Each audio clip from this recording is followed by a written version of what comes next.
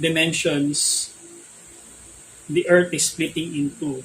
Okay, so the lower vibration and then the higher vibration. So there's an elevation of energy for those who have contributed already to uh, the spirit of the earth. And scientifically, you can see that because the earth is actually healing itself.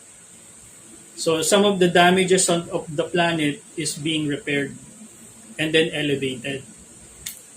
And it's pretty evident. Okay, now we're coming into an age wherein the age back to Satya Yuga, which is a golden age where technology will be the highlight and morality will be a lot better. Wisdom will be the norm as compared to this previous age wherein corruption and tyranny and also slavery prevails.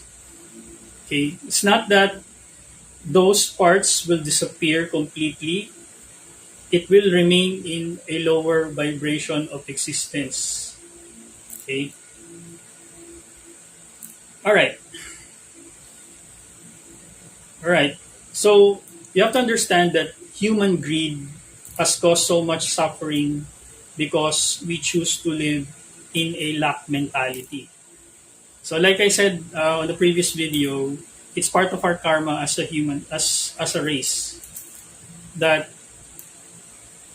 we cling to being codependent to the system because of our greed. Okay, so that's keeping the vibration low and allowing ourselves consenting lawfully whether you're, let's say, okay, I studied law on my own. Okay, but the thing with your freedom is you cannot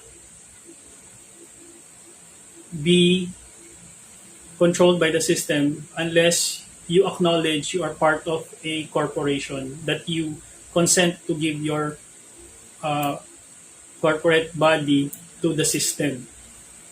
So because most of the human beings on this planet